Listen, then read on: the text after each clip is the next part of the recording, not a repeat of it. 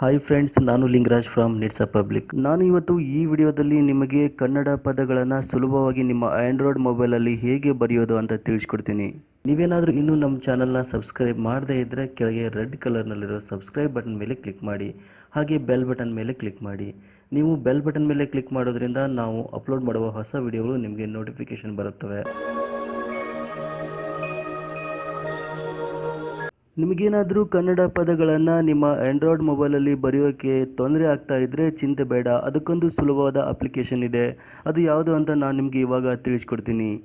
Friends, ನಿಮ್ಮ ಪ್ಲೇಸ್ಟೋರ್ನಲ್ಲಿ Kannada pad ಅಂತ ಒಂದು ಅಪ್ಲಿಕೇಶನ್ ಇದೆ. ಅದನ್ನು ನಿಮ್ಮ ಮೊಬೈಲ್ನಲ್ಲಿ ಇನ್ಸ್ಟಾಲ್ ಮಾಡ್ಕೊಳ್ಳಿ.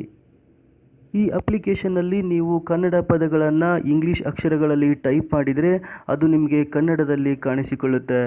ಈ ಅಪ್ಲಿಕೇಶನ್ನಿಂದ ನಾವು ಸುಲಭವಾಗಿ ಕನ್ನಡ ಪದಗಳನ್ನು ನಮ್ಮ ಆಂಡ್ರಾಯ್ಡ್ ಮೊಬೈಲಲ್ಲಿ ಬರೆಯಬಹುದು ಮತ್ತು ನಾವು ಬರೆದಂಥ ಕನ್ನಡ ಸೆಂಟೆನ್ಸ್ಗಳನ್ನು ಫೇಸ್ಬುಕ್ ಮತ್ತು ವಾಟ್ಸಪ್ಗೆ ನೇರವಾಗಿ ಶೇರ್ ಕೂಡ ಮಾಡ್ಬೋದು ಮತ್ತು ಸೇವ್ ಕೂಡ ಮಾಡ್ಬೋದು. ಹೇಗೆ ಕನ್ನಡ ಅಕ್ಷರಗಳನ್ನು ಟೈಪ್ ಮಾಡೋದು ಅಂತ ನಾನು ನಿಮಗೆ ಇವಾಗ ತೋರಿಸ್ತೀನಿ.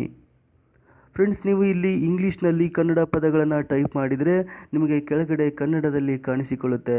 ನೀವು ಇದನ್ನು ಸುಲಭವಾಗಿ ಕಾಪಿ ಮಾಡ್ಬೋದು ಮತ್ತು ಶೇರ್ ಕೂಡ ಮಾಡ್ಬೋದು.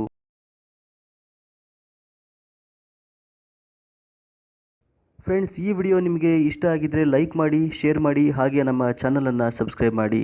Thank you for watching.